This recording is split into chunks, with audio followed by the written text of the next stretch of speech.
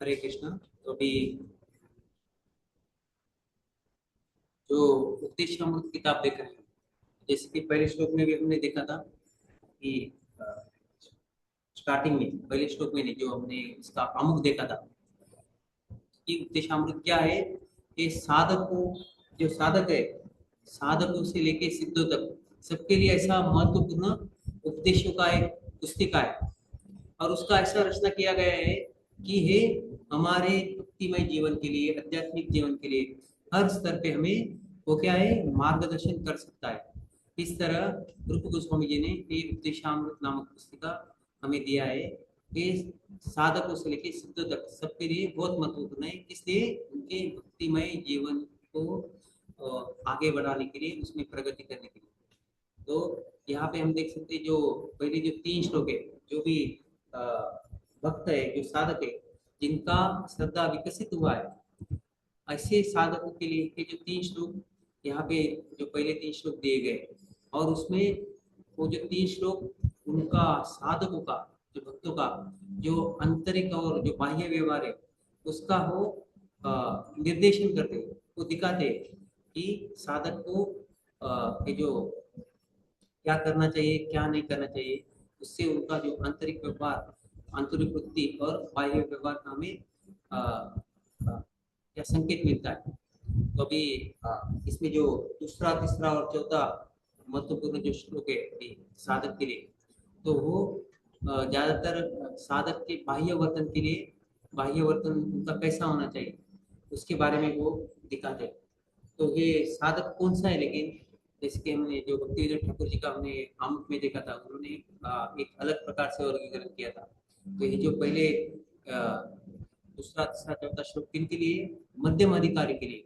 तो भी उत्तम अधिकारी, मध्यम अधिकारी और निम्न स्तर के जो नए भक्त है, तो ऐसे तीन अधिकारियों का वर्णन डिटेल में हम आगे जनवरी में जो भी आपको शिक्षक सिखाएंगे, तो वो आपको पूरी तरीके से वहाँ पे समझ में आ जाएगा मध्यम अधिकारी कौन है। लेकिन यहाँ पर भी रूप गोस्वामी जी ने एक तरीके से बताया है कि जो अ, जो दो से लेके पहले जो तीन चार श्लोक है, वो क्या है, मध्यम अधिकारी के लिए।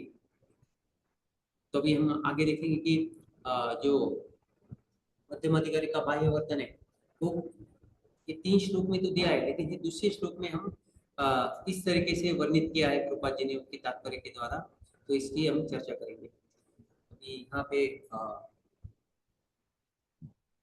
तो प्रभुपाद जी, जैसे हमने पहले श्लोक में देखा था कि प्रभुपाद जी ने हमने पहले श्लोक के तीन भाग लिए थे। उसमें पहला भाग था प्रभुपाद जी ने भागवतम के ऊपर जो तात्पर्य था, परीक्षित महाराज जी का जो संवाद है सुखदेव गोस्वामी को, उन्होंने एक बहुत अच्छा सवाल पूछा था इसके बारे में, पश्चाताप के बारे में। तो उसका जो पूरे श्लोक का एक जो मतितार्थ है कि जब तक हम ऐसा ठान नहीं लेते कि मुझे जीवन में, मेरे जीवन में मुझे बदल लाने का है, तो जब तक हम ऐसा विचार नहीं करते, हम निश्चय नहीं करते कि मुझे बदलना है, तब तक क्या है, ये जो प्रायश्चित्त कर रहे हैं, जैसे परीक्षित महाराज भी सुखदेव गोस्वामी को पूछ रहे थे कि ये जो आपने बताया सारा प्रायश्चित्त के बारे में, उसका लाभ क्या है। तो फिर बाद में प्रभुपाद जी ने उसके ऊपर एकदम ठीक से हमें स्पष्ट करके समझाया कि जो प्रायश्चित्त है वो कैसे, सकारात्मक उसका विधि क्या है, नकारात्मक क्या है, और वास्तविक प्रायश्चित्त क्या है। और वास्तविक प्रायश्चित्त है कि भगवान को कैसे हम शरण जा सकते हैं, उनको जो उन्होंने जो ज्ञान दिया है उसके हिसाब से कैसे हम हमारे जीवन में आचरण कर सकते हैं, और भगवान की सेवा में हम कैसे लग सकते हैं, और ये सारे वेगों को हम भगवान की सेवा में कैसे संलग्न कर सकते हैं। तो जब तक हम ये चीजें नहीं करते, तब तक वो प्रायश्चित्त का कुछ लाभ नहीं। अगर हमें जीवन में बदल लाने का है, तो हमें ये जो छह वेग पहले श्लोक में दिए थे, उसके ऊपर हमें अभ्यास करना होगा, उनको नियंत्रण में लाना होगा, उनको भगवान की सेवा में संलग्न करना होगा। ये वो पहले श्लोक का एक पूरा एक सारांश में मतितार्थ था। तो वहां पे जैसे प्रभुपाद जी ने पहले इसमें एक अलग तरीके से वो श्लोक की शुरुआत की थी। वहीं पे उन्होंने हमें पूरा एक साथ दे दिया था पहले श्लोक का, कि हमें वास्तविक रूप से क्या करना है, वास्तविक रूप से हमें हमारे में जो सुप्त कृष्ण भावना अमृत है उसको कैसे जगाना है। तो वैसे ही यहाँ पे दूसरे श्लोक में पहले जो 4 या 5 पैराग्राफ यानी परिच्छेद है, तो उसमें प्रभुपाद जी ने अ, वर्णन किया है कि जो बद्ध जीवात्मा है उसका स्थिति क्या है। जो भौतिक जगत में ये जो बद्ध जीवात्मा क्या कर रहा है, माया के प्रभाव में वो इधर 3 तापों से झुलझ रहा है। यानी उनके विकार से जो बद्ध जीवात्मा है, अलग अलग विकार से वो भौतिक जीवन जीवन से वो संघर्ष कर रहा है। तो ऐसा जो जीवात्मा, तो उसका स्थिति क्या है कि जो पहले जो अ, 4 से लगभग 4 या 4.5 जो परिच्छेद है उसमें प्रभुपाद जी ने सिर्फ इसके बारे में बताया कि जो बद्ध जीवात्मा है उसका स्थिति क्या है। उन्होंने यहाँ पे वर्णन किया ही नहीं कि जो दूसरा श्लोक है अत्याहार प्रयास से प्रजल को नियमाग्रह, तो यहाँ पे अत्याहार प्रयास का कुछ वर्णन नहीं होता। तो फिर आगे फिर प्रभुपाद जी एक एक करके हमें समझाते हैं। लेकिन यहाँ पे ही क्यों दिया है उन्होंने बद्ध जीवात्मा का जो स्थिति भौतिक जगत में क्या है। तो स्थिति क्या है, तो इस भौतिक जगत में हर एक जीवात्मा वो क्या कर रहा है, संघर्ष कर रहा है।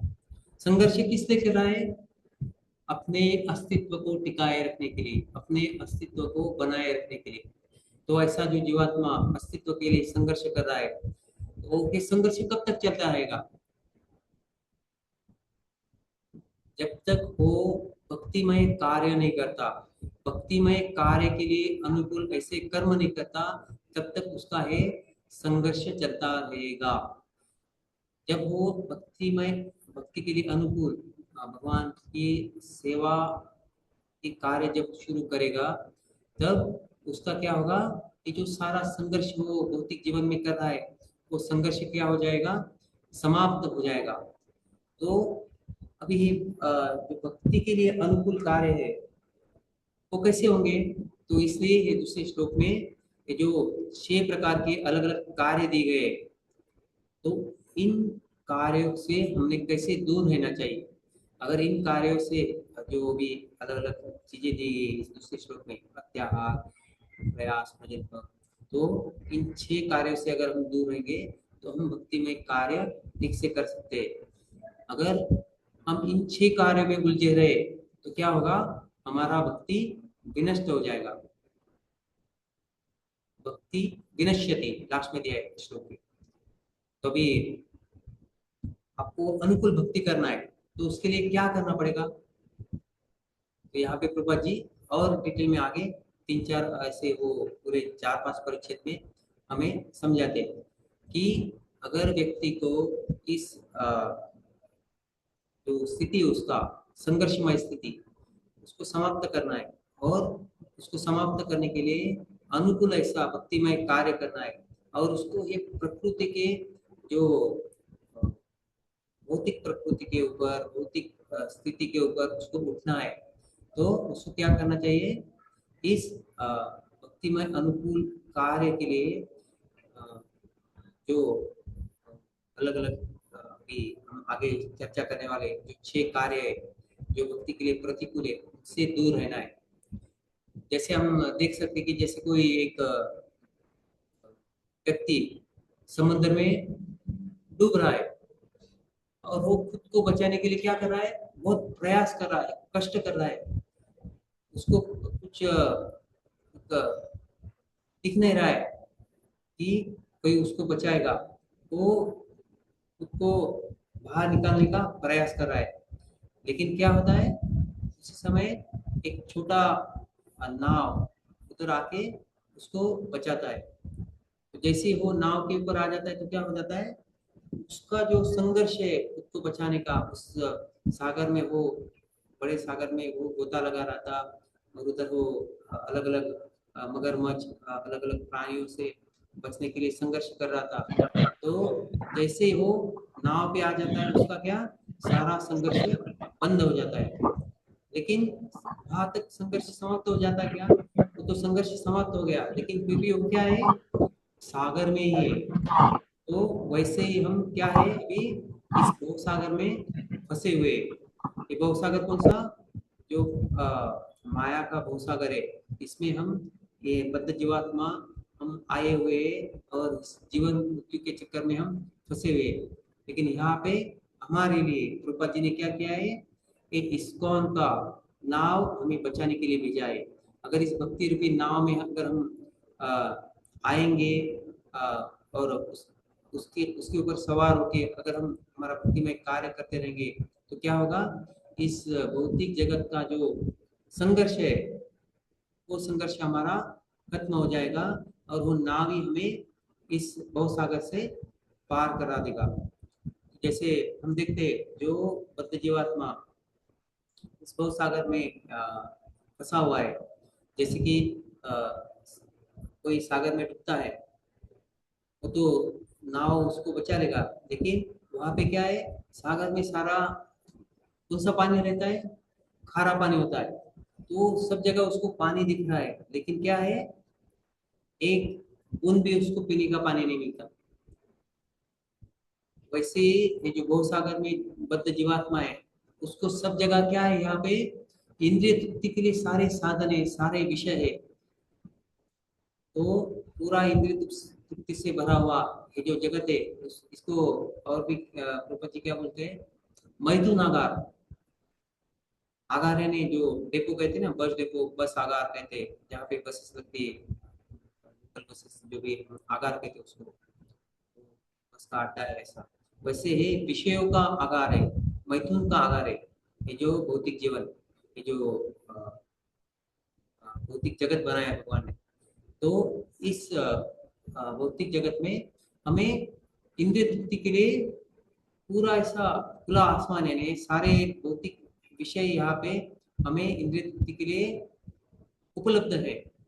लेकिन क्या है, इतने भौतिक विषय, भौतिक साधन है, लेकिन वो क्या कर रहे हैं, हमें आनंद नहीं दे रहे। जैसे सागर में हमें पीने के लिए एक बूंद भी पीने का पानी नहीं होता, वैसे इस भौतिक संसार में यहाँ पे जो बोला जाता है कि सुख के लिए बहुत सारे अलग अलग इंद्रिय तृप्ति के साधन है, लेकिन उनसे हमें एक गुण भी आनंद का मिलता नहीं है। तो इसलिए हमें अगर आनंद चाहिए, इस भौतिक जगत के संघर्ष से हमें ऊपर उठना है, हमारा जो संघर्षमय स्थिति है, जो बद्ध जीवात्मा है, तो हमें वहां से ऊपर उठना है। तो हमें जो स्कॉल का रूपा जी ने जो हरे कृष्ण आंदोलन स्थापित किया है, उसमें रह के हमें आगे अनुकूल भक्तिमय कार्य में जुड़ना होगा। उसके लिए हमें ये जो 6 प्रकार के जो विषय है, उनसे हमें दूर रहना है। तो भी उनसे कैसे दूर रहना है, तो उसका रूपा जी ये पहले ही इसमें एक बहुत अच्छी तरीके से समझाते हैं कि बद्ध जीवात्मा कैसे संघर्ष कर रहा है। तो अभी हम यहाँ से वो पढ़ना चालू करेंगे। तो इसके पहले आपको कुछ क्वेश्चन, कुछ शंकाएं पूछ सकते हैं आप, क्योंकि अभी भी हमने पिछले सत्र के ऊपर कुछ ऐसा ज़्यादा बात नहीं हुआ। अगर आपके दिल में मन में रह गया है, तो आप पूछ सकते हैं। नहीं तो हम आगे रीडिंग चालू करेंगे।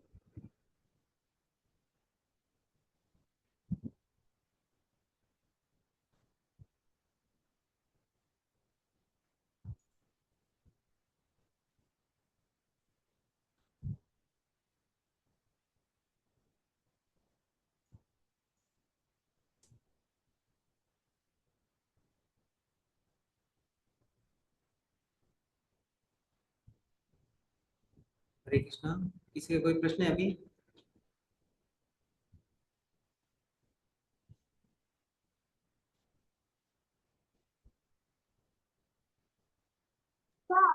हरे कृष्ण। हाँ प्रभु बोलिए। जी, मेरा एक क्वेश्चन है। मैं एक्चुअली बहुत कंफ्यूज हूँ इसमें। हाँ, जैसे कि प्रभु जी, हमने देखा कि क्रोध के ऊपर जहाँ पर डिस्कशन हुआ था, तो वहां पर बोला गया था कि क्रोध को हम कैसे कन्वर्ट कर सकते हैं। जैसे अगर कोई भगवान के बारे में कुछ बोलते हैं, तो हमें क्रोध को उस जगह पर प्रकाश करना चाहिए। हाँ, लेकिन प्रभु जी हम अगर बहुत सारे ऐसे लेक्चर्स भी सुने हैं जहाँ पर हम देखते हैं कि बोला जाता है कि हर हर एक मतलब जीव हो या मनुष्य कोई भी हो, उसके अंदर भगवान है। ठीक है, तो हमें सबके प्रति हम्बल रहना चाहिए।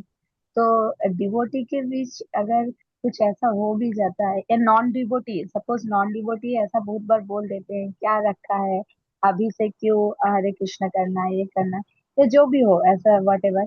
तो मतलब हम तो किसी के ऊपर ऐसे क्रोध नहीं दिखा सकते हैं ना प्रभु जी। तो मतलब कैसे इस बात को हम समझे, जैसे यहाँ पर बोला गया है अगर भगवान के बारे में कुछ बोलते हैं तो उसके ऊपर, जैसे चैतन्य महाप्रभु ने जगाई मधाई के ऊपर किया, लेकिन हम तो उस तरह से किसी को नहीं कर सकते। अगर कोई नहीं भी बोल रहे, नॉन डिवोटी भी है अगर हम देखते हैं, लेकिन उनको तो पता नहीं है क्या नहीं है क्या है, तो उनके ऊपर भी हम क्रोध नहीं कर सकते हैं। और जैसे कि मैंने बोला कि हर जीव के अंदर हो, या वो डिवोटी हो नॉन डिवोटी हो कुछ भी हो, उनके अंदर भगवान परमात्मा के हिसाब से हैं। तो क्या, और हमारे हाँ, तो अंदर तो अभी क्रोध है। आप देख सकते हैं जैसे कि कौरव थे, तो पांडवों ने बहुत हद तक सहन कर लिया। लेकिन जहाँ आप देख सकते हैं जब ये जो कहाँ पे एक जो इनको राज्य मिला था पांडव को, पूरा वो क्या है, बंजर जमीन था, उसकी उसके ऊपर उन्होंने बहुत अच्छा उनका अ, इंद्र क्या नाम था उसका, अ, जो उनको जो राज्य मिला था वहां पे फिर उन्होंने अलग अलग यज्ञ यज्ञ किए, और जो एक पांडव व्रत। राजस्व यज्ञ था। पांडव पांडव तो इंद्रप्रस्थ बनाया था बाद में हाँ, इसका। खंडोप्रस्थ से उन्होंने इंद्रप्रस्थ बनाया था। तो राजस्व यज्ञ किया था, तो वहां पे उन्होंने भगवान कृष्ण को वो एक पूजनीय स्थान दिया था कि वो वहां पे आके, तो जैसे भीष्म पितामह अलग अलग बड़े लोग आए थे उधर, और वहां पे कौन आया था, जो भगवान कृष्ण के जो ममेरा भाई है, क्या नाम उसका, इसको भगवान कृष्ण बोले थे अगर 100 बार अगर तुम गाली दोगे तो क्या है, उसको मार देंगे, शिशुपाल।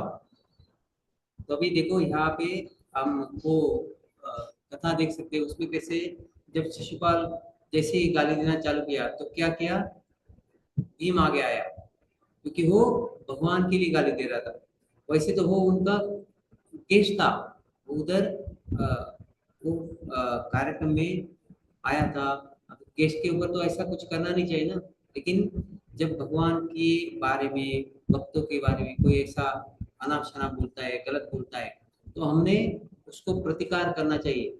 तो तीन तरीके से हम इसको ले सकते हैं। अगर ऐसा कुछ हो जाता है, कोई हमें यानी भक्तों को, प्रभुपाद जी को, नहीं तो भगवान को, इस्कॉन को अगर ऐसा गाली देता है, तो हमें क्या करना चाहिए, हमारा स्थिति देखना चाहिए कि वो सामने वाले लोग कितने हैं। अगर हम अकेले हैं, हमारी सहायता के लिए वहां पे कोई नहीं है, हम कुछ नहीं कर पा रहे, तो तुरंत वहां से क्या है, निकल जाना है। दूसरा बात है, अगर आप सही में कुछ कर सकते हैं, आप में वहां पे सामर्थ्य है, तो आप पूरी तरीके से उनको प्रतिकार कर सकते हैं। और अ, ऐसा नहीं कर सकते तो कम से कम आप आपके कान में दोनों उंगली डाल सकते हैं, और पूरा आपके कान को बंद कर सकते हैं, और सिर्फ भगवान का नाम ले सकते हैं। जैसे विष्णु विष्णु करते हैं, कृष्ण कृष्ण, आप हरे कृष्ण महामंत्र पूरा जप सकते हैं। तो ऐसे तीन तरीके से आप इन ये जो अपराध, ये अपराधी है, अगर हम भगवान के बारे में कुछ अपशब्द, भक्तों के बारे में कुछ ऐसा सुनते हैं, तो ये अपराध होता है, और इससे हमारा भक्ति नष्ट हो सकता है। तो इसलिए हमने ये इन तीन चीजों का पालन करना चाहिए। अगर हम ऐसे करेंगे, और हमें ध्यान रखना चाहिए कि इस कलयुग में सबसे ज्यादा शक्ति संघ में, इसलिए कृपा जी ने कि हमें इस्कॉन का संघ दिया है, अंतरराष्ट्रीय कृष्ण भावनामृत संघ। तो जो भी कार्य हमें करना है, तो ये संघ में करना है। तो आ, और वो भी कैसे करना है, हमारा हृदय जैसे कि अर्जुन, भगवत गीता में भी आपने देखा, अर्जुन एक सब कुछ कर रहा था, भ्रमित भी हो गया था, लेकिन वो भ्रमित होने के जो भी अलग अलग कारण थे, उसमें एक कारण क्या था, उसका कंपैशन, यानी उसका जो क्या बोलते हैं उसको, अ, करुणा, उसका जो करुणा था, उसका जो दया भाव था, तो उसके कारण वो युद्ध नहीं करना चाहता था। तो वैसे ही हमारे में भी क्या है, वो दया भाव अ, होना चाहिए, करुणा होना चाहिए। और हमने भी देखना चाहिए, पहले तो हम भक्त नहीं थे, तो हम उस समय कैसे रहते थे, और जैसे जैसे फिर भक्ति में आए तो हमारा जीवन कैसे था। तो वैसे ही सामने वाले के ऊपर जो भी भक्त नहीं है, तो हमने उस करुणा से देखना चाहिए। अ, अभी हम कल भी एक स्टोरी सुना था, जैसे भक्त हरिनाम के लिए, एक तो फॉरेन कंट्री में, अमेरिका में एक जगह पे जाते थे, वहां पे क्या है, वो गुंडा उनको परेशान करता था, लेकिन एक चतुर भक्त, उसने क्या किया, वो कुकीज का पैकेट निकाल के उनको दिया। तो खा खा के उसने हर बार प्रसाद लेता था, टैक्स, जैसे टैक्स लेते वैसे वो प्रसाद लेता था, और वो प्रसाद खा के भक्त बन गया। भक्त ही बना नहीं, वो उस मंदिर का ही प्रेसिडेंट, अध्यक्ष बन गया। तो इतना हम देख सकते हैं बदल हो सकता है। और हमने प्रभुपाद जी के जीवन में भी देखा, प्रभुपाद जी ने कैसे ऐसे जो हुई पूरा, उन्होंने जो पूरे इसमें जो चार नियम तोड़ के अलग ही पशु से भी ज्यादा बदतर वो अवस्था में थे, ऐसे लोगों को प्रभुपाद जी ने एकदम उच्च स्तर पे लाया, एक अच्छा भक्त बनाया उनको। तो ऐसे आ, इतना बदल एक व्यक्ति का हो सकता है, तो वही हमें प्रभु जी का जीवन से अपने जीवन में हम खुद कैसे भक्त बने, और जो सामने वाला व्यक्ति है उसको हम कैसे भक्त बना सकते हैं, ऐसा अगर ध्यान में रखिए, ऐसा मन में विचार रखिए, अगर आप वो जो परिस्थिति उसको आप क्या करोगे, उस परिस्थिति से आप यानी आचरण करोगे, उसकी तरह ऐसे आप कार्य करोगे, तो आप क्या होगा, आपका गुस्सा को भगवत सेवा के लिए, भक्तों की सेवा के लिए आप उसको कार्य में लगा सकते हैं। जैसे हमने अलग अलग उदाहरण देखे थे, अर्जुन ने कैसे अपना गुस्सा वो भगवान के कार्य के लिए लगाया, हनुमान जी ने इतना गुस्सा करके भी किया, लंका जला के भी वो भगवान राम के अच्छे भक्त बन गए। तो इस तरीके से हम अपने गुस्से को नियंत्रण में ला सकते हैं। ठीक है, अभी और किसी को और कुछ पूछना है? प्रभु जी हरे कृष्णा प्रणाम। प्रभु जी हरे कृष्णा। हाँ पूछिए प्रभु जी। प्रभु जी मैं से भगवान को भोग लगाना, जैसे हम बोलते हैं कि हम आज भगवान को आज ये भगवान को भोग लगाएंगे, तो क्या ऐसा कैसे कर सकते हैं? भगवान को भोग कैसे लगाना है, ऐसा? जैसे मतलब भगवान का भोग लगाना है, तो मतलब आज भगवान का ये भोग लगाएंगे बना के, तो ये अपना कैसे भगवान के लिए है या अपने लिए है? नहीं, इनका मतलब ऐसे है कि आइटम जो भी हम भगवान को कोई अर्पण कर आइटम रहे हैं वो लगाते हम हैं, ही सिलेक्शन हाँ करते हैं ना, ये तो हम तो आज सिलेक्शन हम कर रहे भगवान हैं, हाँ, ये हाँ, तो सही है कि भगवान को गलत है? क्या भोग लगाना है, ऐसा? कमरे पे जैसे आज भगवान को ये बनाएंगे, आज भगवान को ये भोग लगाएंगे, तो ये कैसा रहेगा कि कैसा तो अनुभव होता है? आपने देखना चाहिए आपके स्थिति के अनुसार, आपको, और घर में भी कैसा वातावरण है। अगर आपके घर में सारे 16 माला जप करने वाले यानी सारे भक्त लोग नहीं हैं। नहीं नहीं प्रभु जी, अपने घर अपने जो कमरे पे मैं अकेला हूँ, हाँ, यहाँ कमरे पे में कोई अकेले। नहीं है, हाँ, यहाँ पे बिना फैमिली के मैं हूँ, अकेला हूँ। तो ठीक है, जो जो भी आप लाते हैं, आप यानी जो बाजार से सब्जी वगैरह जो भी लाते हैं, तो जैसे कि पत्रम पुष्पम फलम तो है, तो भगवान नहीं को क्या है, जैसे कुछ ज्यादा ज्यादा की आवश्यकता नहीं है। नहीं प्रभु जी आप मैं ये बोल रहा हूँ, जैसे मैं भगवान जैसे लड्डू पसंद है या कुछ गुलाब जामुन पसंद है, या उसके मैं या आज भगवान की समय आज भगवान के लिए आज मिष्ठान बना के खिलाऊंगा, तो ये हाँ, हमारे लिए हो गया या फिर भगवान के लिए होगा? नहीं, आप ये देखो, हम जब भगवान को भोग लगाते हैं ना, तो अपना हमें सोचने का ही नहीं है कि ये जो मैं बना रहा हूँ, ये मेरे लिए बना रहा हूँ। नहीं आप जो भी नहीं बनाने का है, तो भगवान के लिए बनाने का है। और हाँ बस वो यही। प्रसाद फिर आप ग्रहण कर सकते हैं। अच्छा तो हाँ फिर अगर आप जो भी भगवान को लगाएंगे, कम ज्यादा भी हो गया तो उतना जैसा भी मिलता है आपको वो लेना चाहिए। और ज्यादा हो गया तो उसमें से आपको आपके दोस्तों को, किसी पड़ोसी को, किसी और को बांट सकते हैं, किसी को बुला सकते हैं। तो ये अ, अ, आदर्श विधि हो गया। यानी इतना भी आदर्श नहीं, लेकिन आप अगर इसमें भी आपको लग रहा है कि हम रूम में अकेले हैं, इतना कुछ है, हमारे पास ज्यादा संसाधन नहीं है, भगवान को मिठाई नहीं खिला सकते, तो जो भी कुछ है हमें एकदम उधर भगवत गीता में सिंपल तरीके से दिया है, पत्रम पुष्पम फलम तो है। यानी अगर आप भगवान को समझो, आपको अ, जो भी आप बना रहे हैं, ये तो पत्रम पुष्पम फलम होगी, तो आप यानी सिर्फ पत्ता फल फूल वो भी दिखा देंगे तो भगवान संतुष्ट है, उसमें सिर्फ तुलसी पत्ता होना चाहिए। लेकिन फिर भी आप जो भी बना रहे हैं वो दिखाएंगे, तो उसके लिए आपको थोड़ा समय निकालना पड़ेगा। आपको लगना चाहिए कि भगवान मेरे घर के सदस्य है, मैं इधर अकेला ही नहीं रहता हूँ, तो मेरे साथ भगवान भी यहाँ पे। तो जब तक आपको वो रियलाइजेशन, वो अ, एक क्या है, क्या क्या कहते हैं उसको, भाव भाव भाव। भाव नहीं आता। हाँ, वो भाव आने के लिए क्या होना चाहिए, आपको भक्तों के संग में रहना चाहिए, जब अच्छे से होना चाहिए, और प्रभुपाद जी की किताबें पढ़ना चाहिए। जब हम पढ़ेंगे तब हमें वो लगेगा कि भगवान क्या है, भगवान भी एक व्यक्ति है, वो भी क्या है, हमारी तरह भी उनको भूख लगता है, वो भी हमारे तरह सोते हैं, वो भी हमारे तरह ही कार्य करते हैं। तो भगवान ने उनकी तरह ही हमें बनाया है। तो जैसे कि हम वो ब्रह्म संहिता में भी देखते हैं, ईश्वर परम कृष्ण सच्चिदानंद विग्रह। तो भगवान का रूप कैसा है, सच्चिदानंद विग्रह। और वैसा ही रूप ये जो जीवात्मा है उसका भी रूप कैसा है, सच्चिदानंद है। हम भी ईश्वर है, लेकिन हम कैसे है, हम छोटी मात्रा में हैं, और भगवान परमेश्वर है। हम आत्मा है, भगवान परमात्मा है। जैसे समंदर का पानी रहता है, एक जो बूंद रहता है उसका बूंद, वो भी खट्टा रहता है, यानी खारा रहता है, और पूरा समुद्र का पानी भी खारा रहता है। वैसे ही हमें जो भगवान में जो गुण है वो हमें भी है, लेकिन वो क्या है, कम मात्रा में।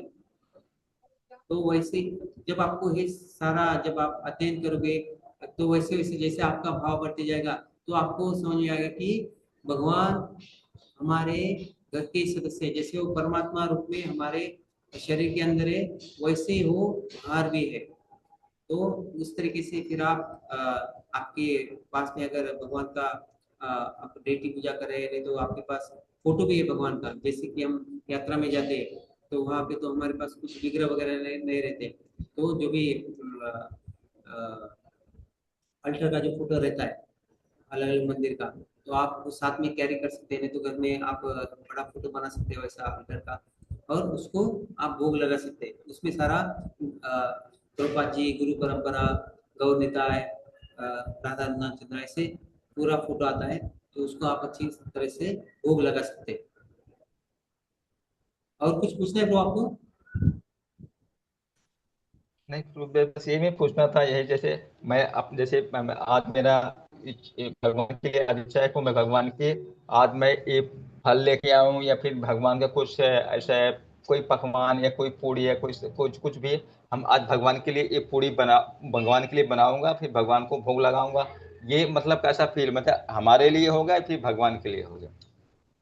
नहीं, वो भगवान के लिए करना है। जैसे देखो मंदिर में मंदिर में भी है, और जहाँ पे जो गृहस्थ भक्त है, तो सबके लिए आज तो एकादशी है, वो एकादशी करते हैं।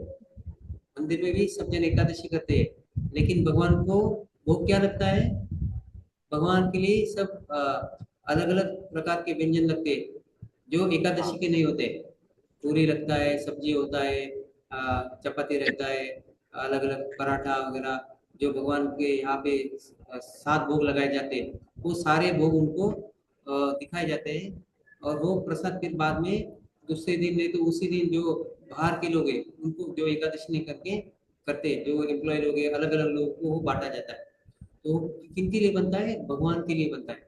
अगर आपको कुछ ऐसा आपको लग रहा है कि आ, आज तो मेरा एकादशी है, फिर भगवान के लिए क्या करना है, तो भगवान के लिए आप ऐसा सब कुछ भोग दिखा सकते हैं। ठीक है, ठीक है, ब्रो। हरे हरे कृष्ण। कृष्ण।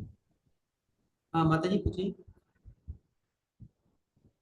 हरे कृष्णा। कृष्णा, ऐसे प्रभु जी का क्वेश्चन मुझे लग रहा है ऐसा था प्रभु जी कि कुछ भी चीज अगर हम घर में रखते हैं ना भगवान को ऑफर करने के लिए, तो हम तो ला रहे हैं भगवान को ऑफर करने के लिए। प्रभु जी को लग रहा है कि वो तो हम बाद में लेते हैं ना एज अ प्रसाद भगवान का, हाँ तो ला रहे हैं तो वो क्या मतलब कैसे ला रहे हैं, उनका शायद इसमें थोड़ा सा उनको लग रहा है।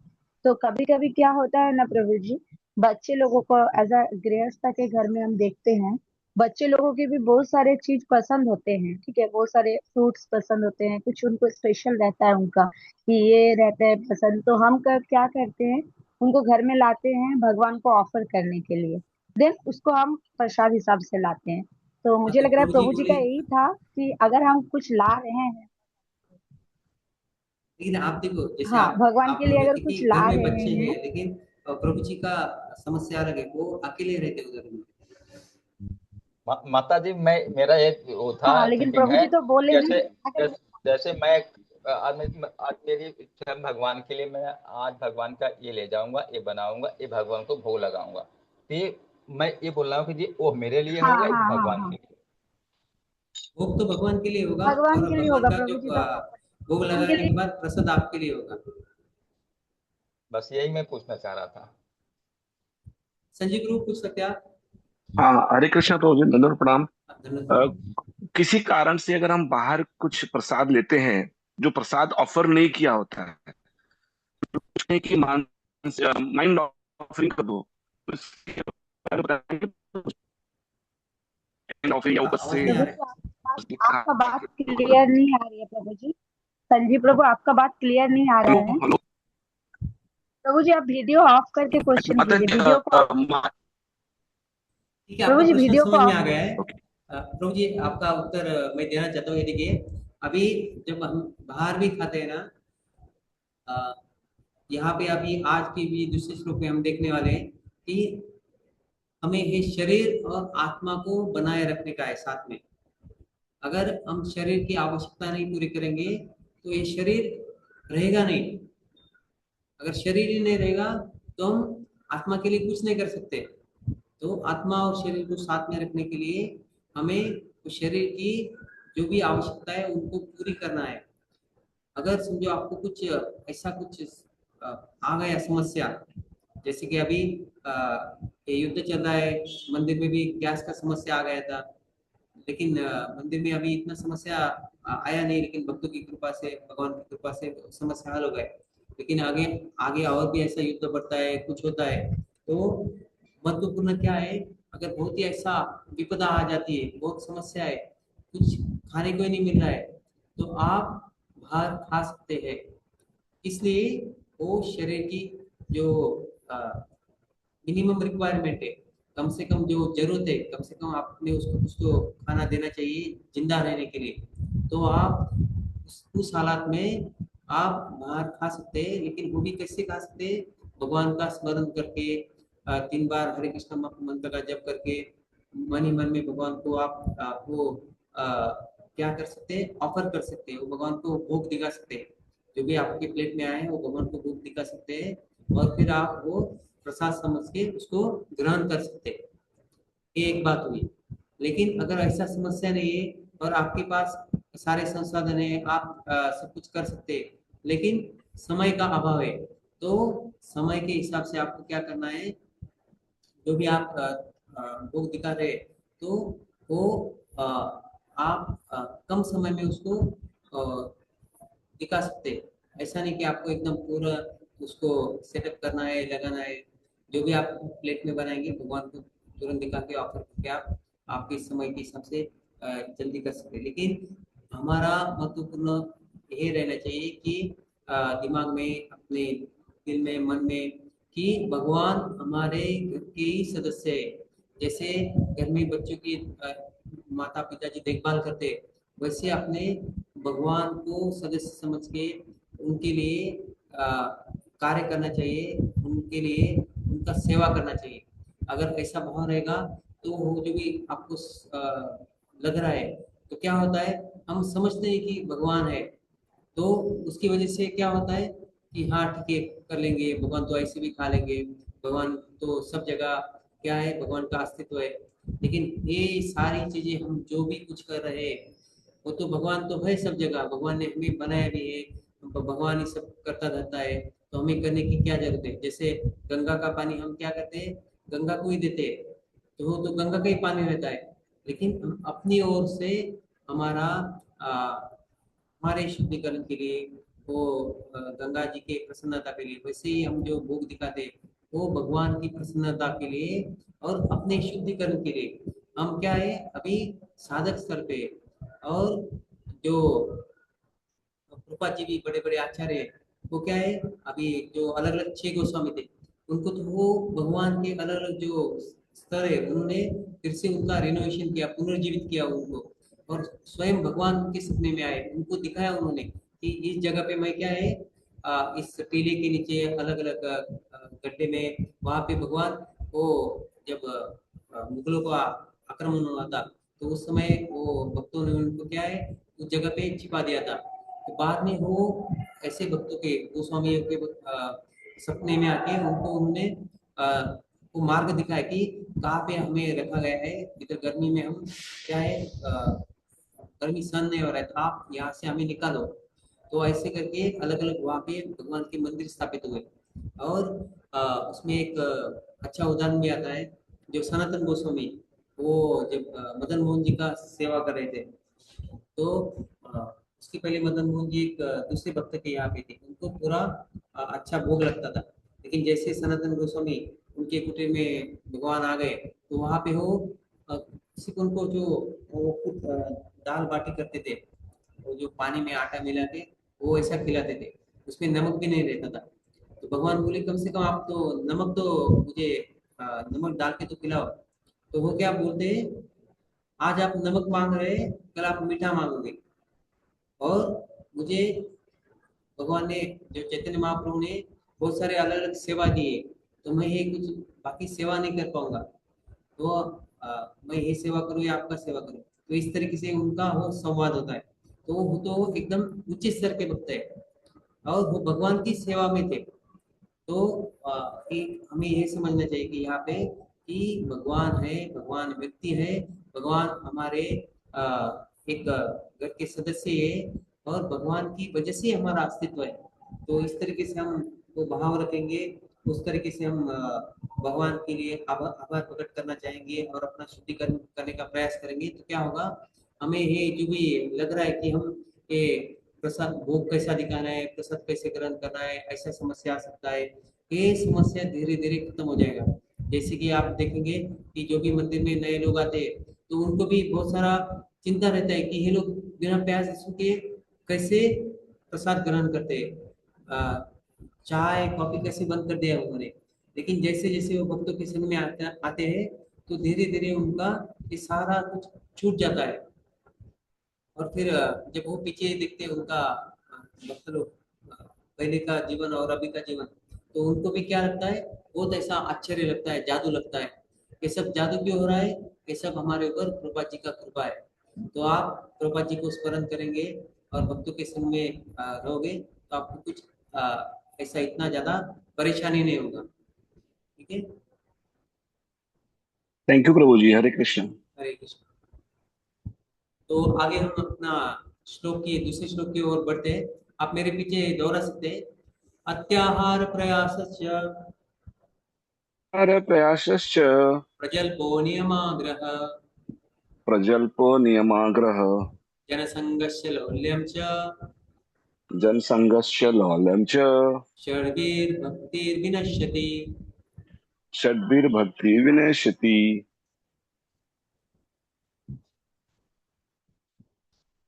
तो हम क्या करेंगे, ये थोड़ा वर्ड टू वर्ड उसका मीनिंग भी देख लेंगे, यानी आपको समझने में अच्छा होगा। तो अभी यहाँ पे अत्याहार दिया है, लेकिन यहाँ पे शब्द का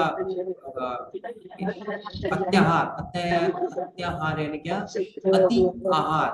तो उसका अर्थ क्या दिया है, अधिक भोजन करना या अत्यधिक संग्रह करना। यहाँ पे अत्याहार का दो प्रकार का अर्थ दिया गया है। पहला है अधिक भोजन और दूसरा है अत्यधिक संग्रह करना। प्रयास, प्रयास यानी अत्यधिक उद्यम, यानी जो भी कुछ कार्य करे वो अधिक मात्रा में करना, अति करना। च तथा प्रजल्प, व्यर्थ की बातें करना। प्रजल्प को कहा गया है व्यर्थ की बातें, यानी जो काम की बातें नहीं, जिसमें कुछ अर्थ नहीं है, जो सिर्फ हमारा जो, जैसे कि हमने जिह्वा वेग को देखा था, वाचो वेग को, वाचो वेग में दिया था कि हम क्या है, हमारा प्राण शक्ति क्या है, ऐसी बातें करके उसको प्राण शक्ति को हम नष्ट कर रहे हैं। तो ये प्रजल्प क्या होता है, व्यर्थ की बातें करना। नियम, विधि विधान, आग्रह, तो आग्रह के यहाँ पे भी दो तरह के अर्थ दिए गए। अत्याधिक आसक्ति, तो आग्रह यानी अत्याधिक आसक्ति, और उसको एक आग्रह में से एक वो उसका जो गाना क्या बोलते हैं, उसका मात्रा निकल दिया तो अग्रह होता है। तो अग्रह का मीनिंग आग्रह के विपरीत होता है। तो आग्रह का अर्थ है अत्यधिक आसक्ति, और अग्रह का अर्थ है अत्यधिक उपेक्षा, यानी किसी चीज के प्रति आपको अत्यधिक आसक्ति है तो हो गया आग्रह, और उसी चीज के प्रति आपको क्या है, आप उसका उपेक्षा कर रहे हैं, दुर्लक्षित कर रहे हैं, उसको ठुकरा रहे, तो उसका अर्थ क्या हो गया, अग्रह।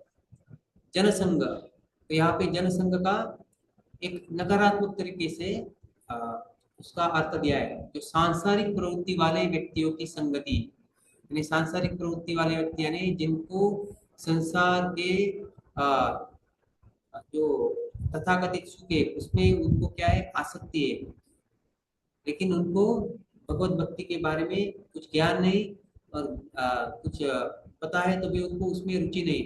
तो ऐसे जो सांसारिक प्रवृत्ति वाले व्यक्तियों की संगति, उसको यहाँ पे जनसंग कहा गया है। च तथा लौल्यम, अत्यधिक अभिलाषा या लालच।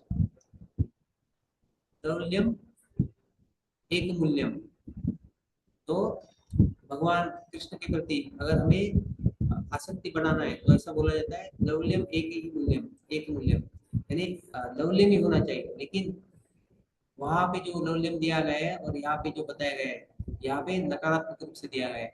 अत्यधिक अभिलाषा या लालच, यानी किसी व्यक्ति के प्रति, चीज के प्रति, किसी कार्य के प्रति जो भी लालच होता है उसके बारे में बोले। च तथा षड्भी ही, इन छह के द्वारा भक्ति, भक्तिमय सेवा विनश्यति, नष्ट हो जाती है। तो ये कर हे छह कार्य करते, अत्याहार, प्रजल्प, नियमाग्रह, तो उससे भक्ति नष्ट हो जाती है। तो अनुवाद देखेंगे हम।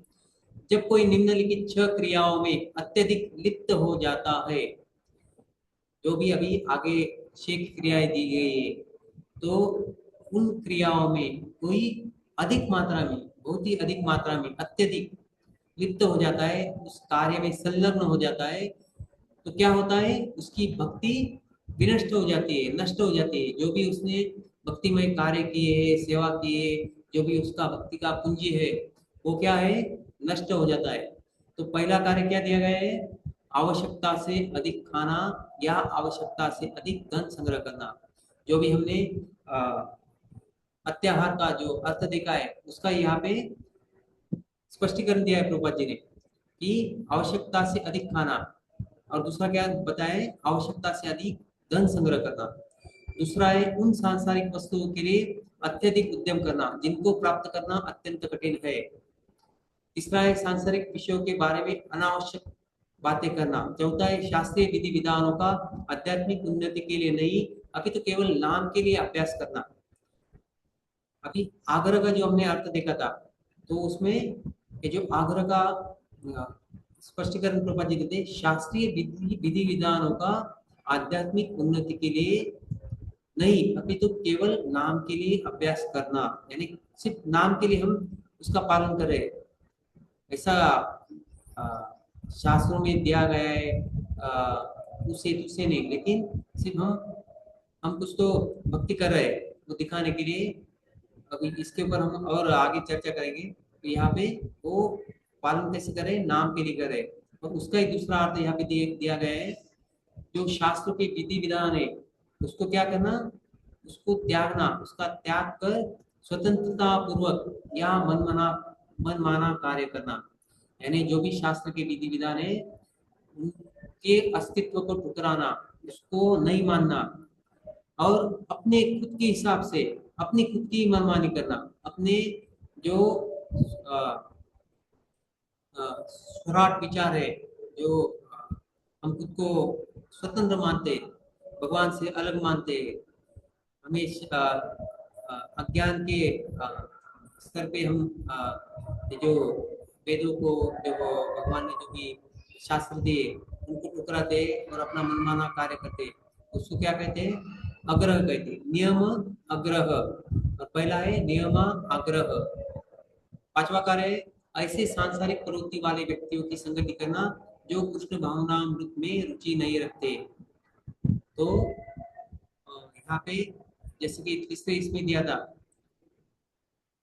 दूसरे इसमें उन सांसारिक वस्तु के लिए, हाँ यहाँ पे पूरा भौतिक वस्तुओं के बारे में दिया है। तो पांचवा कार्य क्या है? ऐसे सांसारिक प्रवृत्ति वाले व्यक्तियों की संगति करना जो कृष्ण भावनामृत में रुचि नहीं रखते। उसका अर्थ भी हमने वही देखा था। तो छठा क्या दिया है?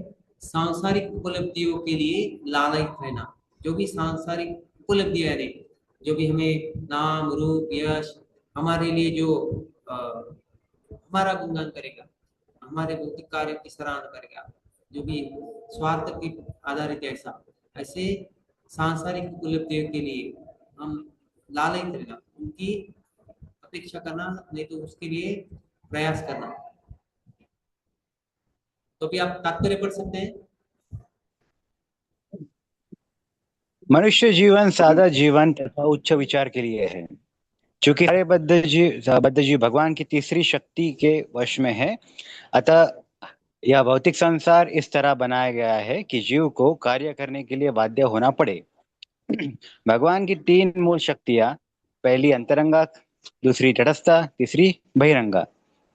सारे जीव तटस्था शक्ति के अंतर्गत है और वे अंतरंगा तथा बहिरंगा शक्तियों के मध्य में स्थित होते हैं। पूर्ण पुरुषोत्तम परमेश्वर के नित्य दास के रूप में अधीन होने के कारण जीवात्मा अर्थात सूक्ष्म जीवों को या थोड़ा वर्ग तो अंतरंगा शक्ति के वश में या बहिरंगा शक्ति के वश में रहना होता है। जब वे अंतरंगा शक्ति के वश में होते हैं तब वे अपनी प्राकृतिक वैधानिक सक्रियता प्रदर्शित करते हैं, अर्थात भगवान की भक्ति में सेवा में निरंतर व्यस्तता प्रदर्शित करते हैं। इसे गीता 9.13 में कहा गया है, महात्मानस्तु मापार्थम दैवी प्रकृतिम आश्रिताम भजन्त्य न मनसो ज्ञात्वा भूतादि अव्ययम। हे पृथापुत्र, जो मोहग्रस्त नहीं है, ऐसी महात्मा देवी प्रकृति के संरक्षण में रहते हैं, वे पूर्णतया भक्ति में सेवा में संलग्न रहते हैं, क्योंकि वे मुझे पूर्ण पुरुषोत्तम भगवान के रूप में आदि तथा अव्यय मानते हैं। ठीक है प्रभु? हाँ, वाचू अजून कसं? पहले हम इसके ऊपर चर्चा करेंगे। तो अभी ठीक है।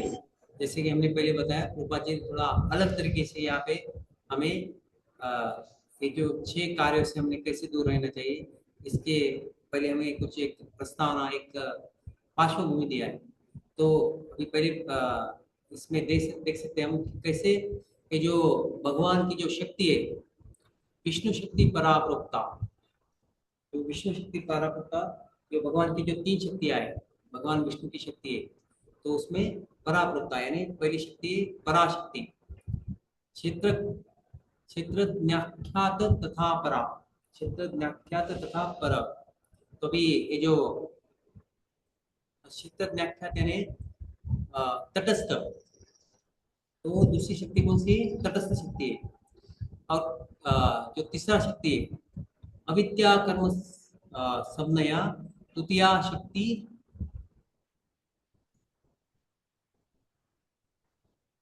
अविद्या कर्म संज्ञया तृतीया शक्ति इष्यते।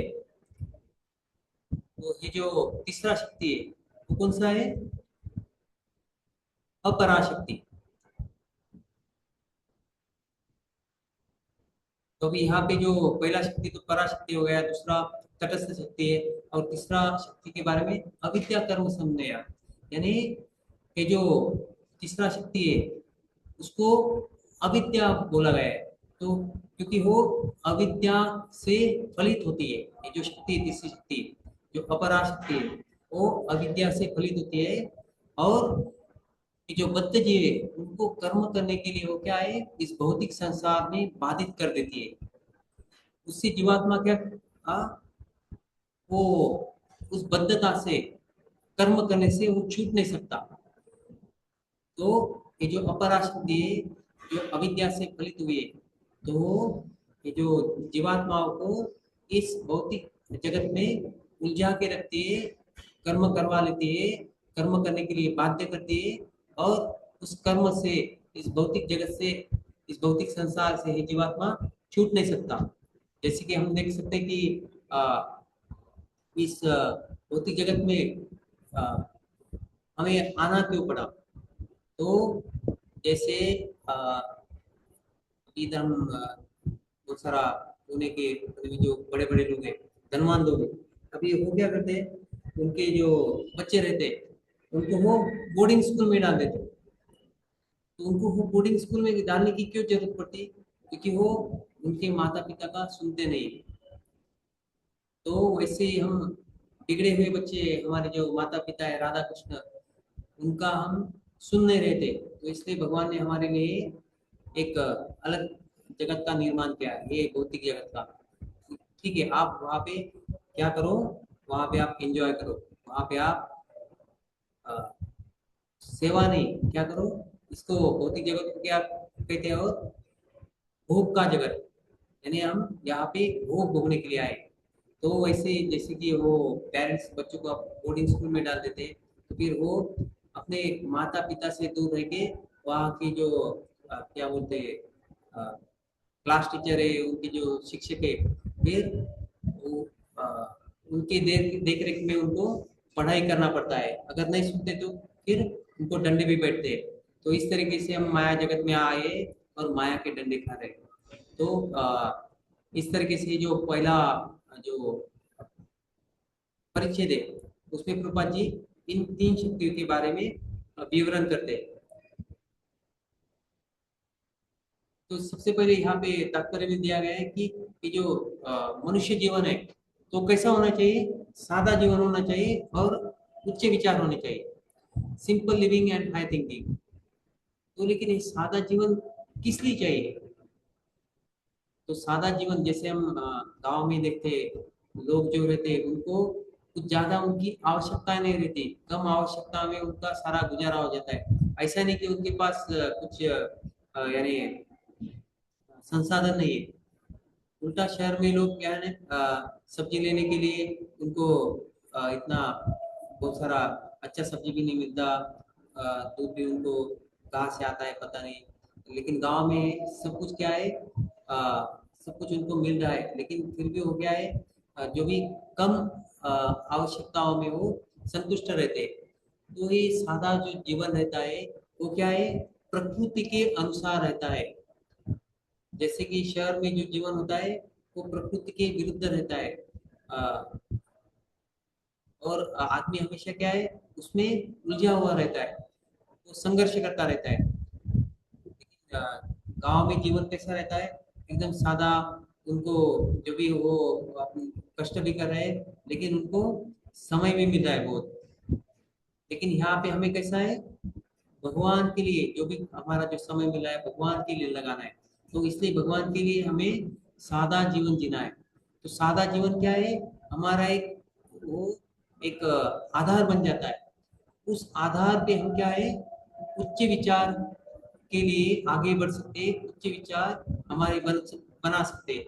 तो उच्च विचार क्या है, तो उच्चतम क्या है जगत में, सर्वोत्कृष्ट क्या है, सर्वोत्कृष्ट स्वयं भगवान ही है। तो उत्तम श्लोक कहते हैं उनको, जो भगवान जो मिला पुरुषोत्तम, अलग अलग भगवान का परम कृष्ण, जैसे भगवत गीता में भी अर्जुन उनका गुणगान करते, परम ब्रह्म परम धाम पवित्रम परम भगवान। तो ऐसे जो सर्वोत्कृष्ट भगवान है, अगर हम उनके बारे में सोचेंगे, उनके बारे में विचार करेंगे, तो क्या होगा, हमारे जो विचार है उनका स्तर उच्च हो जाएगा। तो इस तरीके से हम हमारा सादा जीवन इसलिए करना है कि वो उच्च विचार बनने के लिए वो आधार बनेगा और हम भगवान के बारे में विचार कर पाएंगे। तो इसलिए प्रभुपाद जी ने यहाँ पे दिया है, हमारा जीवन कैसा होना चाहिए, सादा जीवन और उच्च विचार होना चाहिए। और आगे प्रभुपाद जी बोलते हैं, सारे बद्ध जीव भगवान की तीसरी शक्ति के वश में है। तो अभी ये तीसरी शक्ति कौन सी है, ये जो तो यहाँ पे अलग अलग 3 शक्तियां प्रभुपाद जी ने बताए गए। पहली शक्ति अंतरंगा शक्ति, दूसरी तटस्था और तीसरी बहिरंगा शक्ति। तो तीसरी शक्ति कौन सी है, बहिरंगा शक्ति। तो अभी भगवान ने भगवान के 2 जगत है। कौन कौन से 2 जगत है, एक आध्यात्मिक जगत है और दूसरा भौतिक जगत है। तो 2 जगत है और 3 शक्तियां कैसी, तो हम साधारणतः देख सकते हैं कि 2 जगत है और 2 ही शक्तियां है, एक अंतरंगा शक्ति और बहिरंगा शक्ति। लेकिन यहाँ पे और एक शक्ति का वर्णन किया है, वो है तटस्था शक्ति। तो जीव इस तटस्था शक्ति के अंतर्गत आते हैं। तो तटस्था यानी तट यानी क्या होता है, किनारा। हाँ तट किनारा यानी प्रभु जी, हाँ समंदर का किनारा। किनारा। तो किनारा कैसा होता है, ना ही वो पूरी तरह से गीला होता है ना सूखा होता है। तो वहां पे समंदर का पानी आता जाता रहता है, ना ही वो पूरी तरह समंदर के अंदर रहता है, ना ही वो पूरी तरह समंदर के बाहर होता है। तो वैसे ही ये जो जीवात्मा इस तटस्थ शक्ति के अंतर्गत आता है, तो है तटस्थ शक्ति ना ही पूरी तरह वो जो जीवात्मा है, ना ही अंतरंग शक्ति के अंदर आता है, ना ही बहिरंगा शक्ति के अंदर आता है। तो कभी वो अंतरंगा शक्ति में जाता है, कभी बहिरंगा शक्ति में आता है। तो आगे दिया है, पूर्ण पुरुषोत्तम परमेश्वर के नित्य दास के रूप में अधीन होने के कारण जीवात्माओं अर्थात सूक्ष्म जीवों को या तो अंतरंगा शक्ति के वश में या बहिरंगा शक्ति के वश में रहना होता है। तो यहाँ पे बहुत अच्छा रूपा जी बता रहे हैं, जब वे अंतरंगा शक्ति के वश में होते हैं तब वे अपनी प्राकृतिक वैधानिक सक्रियता प्रदर्शित करते हैं। तो इसका मतलब दिया है, भगवान की भक्ति में सेवा में निरंतर व्यस्तता प्रदर्शित करते हैं। तो प्राकृतिक वैधानिक सक्रियता, तो प्राकृतिक वैधानिक सक्रियता यानी क्या, प्राकृतिक यानी एक नेचुरली एक जो प्रकृति के अनुसार, यानी जो व्यक्ति का प्रकृति है, व्यक्ति का यानी उस जीवात्मा का, उसके शरीर का नहीं, उस जीवात्मा का। जीवात्मा क्या है, तो कृष्णेर नित्यदास। जीवात्मा का स्वरूप क्या है, कृष्णेर नित्यदास। तो यहाँ पे भी पहले हमने देखा था कि जो जीवात्मा क्या है, भगवान का पूर्ण पुरुषोत्तम परमेश्वर के नित्य दास के रूप में अधीन होने के कारण जीवात्माओं अर्थात सूक्ष्म जीवों को या तो अंतरंगा शक्ति के वश में या बहिरंगा शक्ति के वश में रहना पड़ता है। तो वो भगवान के नित्य दास है, वही उनका स्वरूप है। वो अंतर्गत भगवान की जो अंतरंगा शक्ति है उसके अंतर्गत हो या बहिरंगा शक्ति के अंतर्गत हो, वो कहीं पे भी रहेंगे तो भी क्या है, वो भगवान के नित्य दास है, जीवेर स्वरूप है कृष्णेर नित्यदास।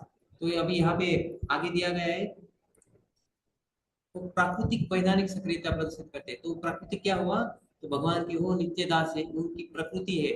तो वो जो प्राकृतिक वैधानिक यानी वो विधि के अनुसार जो ये विधि विधान क्या है कि उनको भगवान की सेवा में संलग्न रहना है। जैसे भौतिक जगत में हर एक कोई कुछ ना कुछ कार्य करता रहता है, और यहाँ पे भी हमने पहले देखा कि जो माया शक्ति है वो बद्ध जीवों से कार्य करने के लिए उनको बाध्य करती है। लेकिन यहाँ पे वैधानिक सक्रियता, अवैध नहीं बोला है, वैधानिक ये जो कार्य करे यहाँ पे वो वैधानिक नहीं है। हमारा वैधानिक कार्य क्या है, भगवान की सेवा करना। तो प्राकृतिक वैधानिक सक्रियता वो प्रदर्शित करते हैं, यानी इसका ही मतलब क्या हुआ कि वो भक्तिमय सेवा में निरंतर व्यस्त रहते। तो भगवत गीता में उसी के बारे में चर्चा हुआ है कि महात्मानस्तु मां पार्थ दैवीं प्रकृतिमास्थिता भजन्त्यम अनन्य मनसो ज्ञात्वा भूतादिमव्ययम्। तो जो जीवात्मा, इनको महात्मा कहा गया है, यहाँ पे बताया गया है। जो दैवी प्रकृति, भगवान की जो अंतरंगा शक्ति है, दैवी प्रकृति है, उनका शेल्टर लेते, उनका आश्रय लेते, ऐसे जीवात्मा भगवान की अनन्य भाव से, उनकी अनन्य भाव से उनको, उनका भजन करते, सतत उनका भजन करते रहते हैं। और वो क्या जानते हैं कि जो सारे जीवात्मा है, जो सारा जो संसाधन है, जो भी का सारे जगत है, वो क्या है, उसके सारे स्रोत कौन है, स्वयं भगवान है। और भगवान को वो कैसे जानते हैं कि भगवान आदि है और वो अव्यय है। आदि यानी भगवान का जन्म नहीं है। अध्यात्मिक जगत में जब भगवान रहते हैं, यहाँ पे जो भगवान प्रकट होते हैं, प्रकट होते हैं, लेकिन हम जो देखते हैं कि भगवान की जन्म की लीला रहती है, वो तो भगवान लीला करते हैं, लेकिन असल में भगवान क्या है, भगवान का ना तो आदि है ना अंत है। तो भगवान यहाँ पे बोला गया है, जो ऐसा भगवान को मानता है और अव्यय मानते हैं कि जिनका व्यय नहीं होता, ऐसे जो पूर्ण पुरुषोत्तम भगवान है, तो ऐसे पूर्ण पुरुषोत्तम भगवान के जो भक्तिमय सेवा में संलग्न रहता है, उनको क्या कहा गया है, महात्मा कहा गया है।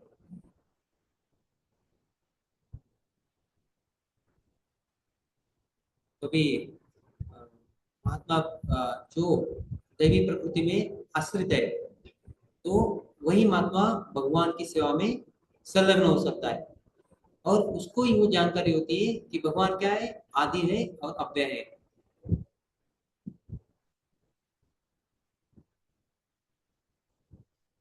तो अभी जो रूपा जी बता रहे कि जो तीन अलग अलग शक्तियां है भगवान की, बहिरंगा शक्ति, अंतरंगा शक्ति, तटस्थ शक्ति, और ये जो तीसरी शक्ति, उसके अंदर जीव क्या है, यहाँ पे कार्य कर रहा है, जीवों को कार्य करने के लिए बाध्य किया गया है। लेकिन अगर इस भौतिक शक्ति से हमें बाहर निकलना है, अंतर्गत शक्ति के, भगवान के अंतर्गत शक्ति के अंदर हमें आना है, हमें भगवान की सेवा में लगना है, हमें भगवान की भक्ति चाहिए, भगवान का प्रेम चाहिए, भगवत प्रेम चाहिए, तो हमें क्या करना चाहिए, उसके लिए हमें दो चीजों की आवश्यकता है। इस वो दो कार्य क्या है, सबसे पहला महत्वपूर्ण कार्य है कि हमें भगवान का हमेशा स्मरण होना चाहिए। उसे क्या कहा गया है, अनुस्मृति। जब हम भगवान का स्मरण करेंगे तो ही हम भगवान के लिए क्या है, कुछ कार्य कर पाएंगे, कुछ सेवा कर पाएंगे, भगवान के बारे में चिंतन कर पाएंगे, भक्तों के साथ में रह पाएंगे। अगर हम भगवान को ही नहीं मानेंगे तो बाकी का आगे का कुछ संबंध नहीं आता। तो इसी भौतिक जगत में क्या है, हम जन्म मृत्यु के चक्कर में फंसे रहेंगे। तो इसलिए सबसे महत्वपूर्ण है कि हमें भगवान का स्मरण होना चाहिए, अनुस्मृति होना चाहिए। तो पहला चीज है, हमें अनुस्मृति यानी भगवान का स्मृति होना चाहिए। और दूसरा है, हम जो भी कार्य करें भगवान के लिए, जो सेवा करें, वो कैसा होना चाहिए, स्वार्थ रहित, यानी निस्वार्थ भाव से हमने भगवान का सेवा करना चाहिए।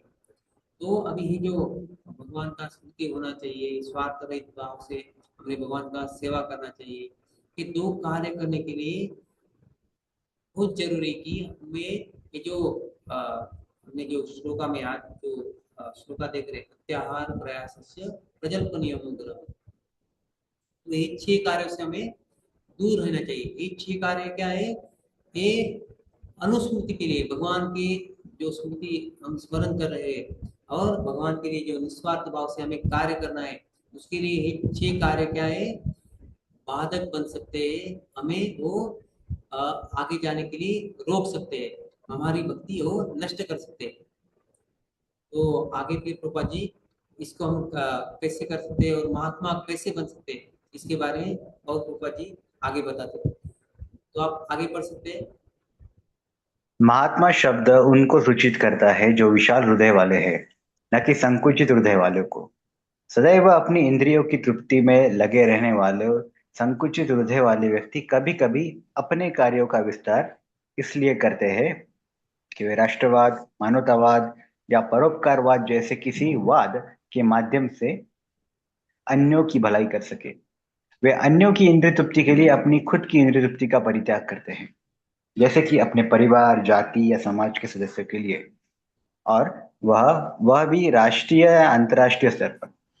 वास्तव में यह सब विस्तीर्ण इंद्रिय तृप्ति ही है, जो व्यक्तिगत से जातिगत और जातिगत से समाजगत हो सकती है।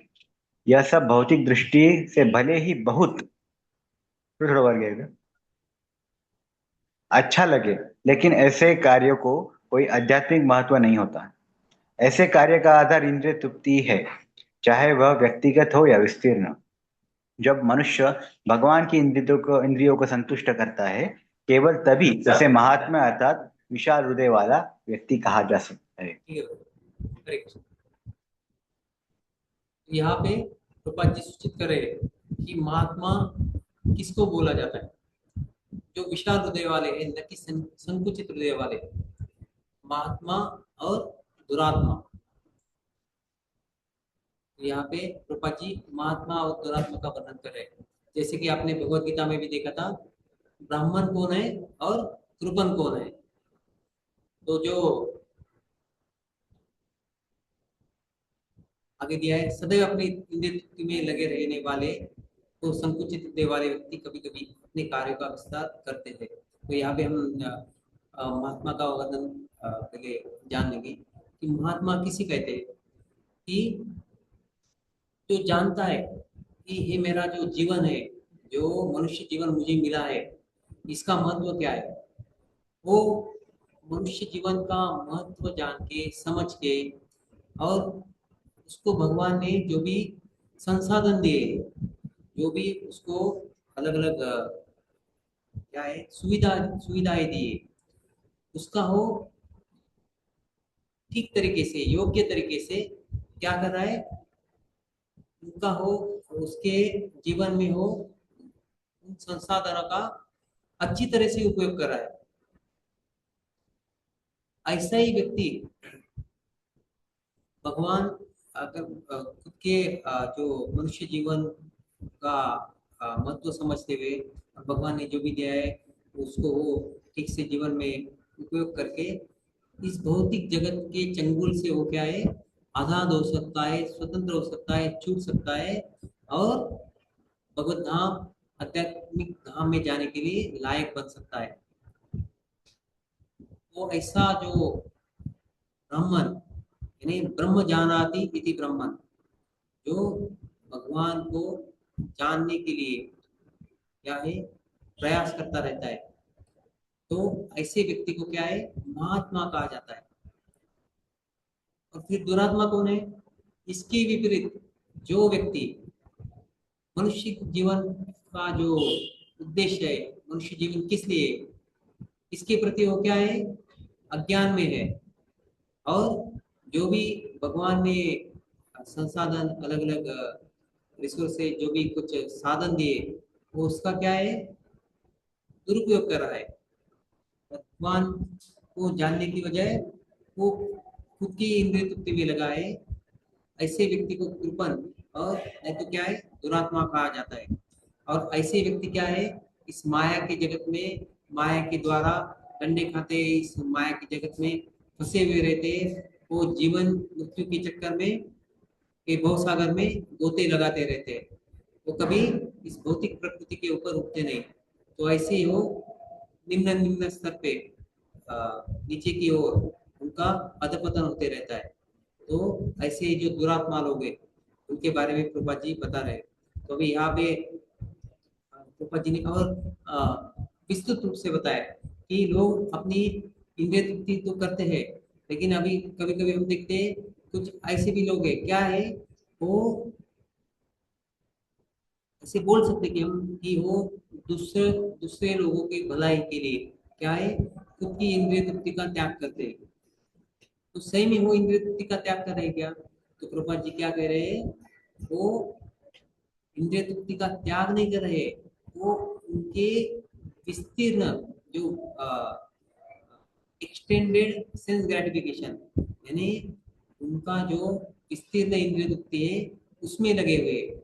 जैसे अगर कोई बोल रहा है मैं राष्ट्रवाद, मानवतावाद, परोपकारवाद, यानी परोपकार कर रहा हूँ, मानवता के लिए कर रहा हूँ, राष्ट्र के लिए कर रहा हूँ, तो वो भी क्या हो गया, वो संकुचित तृप्ति हो गया। क्योंकि वो क्या है, भगवान को केंद्र नहीं बना रहा है, भगवान को मान नहीं रहा है।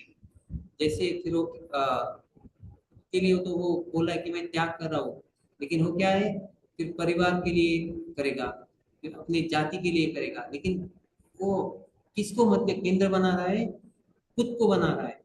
मेरा परिवार, मेरी जाति, मेरा समाज, मेरे अपने, मेरे अ, जाति वाले लोग, मेरे संबंधी, ऐसा जो जब तक उसमें जो मैं है और उसको भगवान को केंद्रित नहीं रखा है उसने, तो वो क्या है, उसका वो संकुचित वृत्ति है और वो विस्तीर्ण इंद्रिय वृत्ति कर रहा है।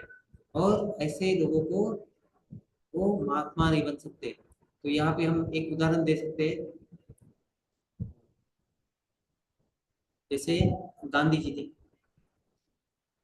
तो लोगों ने तो उनको महात्मा बना दिया, लेकिन यहाँ पे जो प्रभुपाद जी ने जो डेफिनेशन, ये जो हमें शास्त्रों के आधार पे जो विस्तीर्ण व्याख्या दी है कि महात्मा कौन है, तो इसमें गांधी जी ने बैठे, उन्होंने पूरा जीवन क्या है,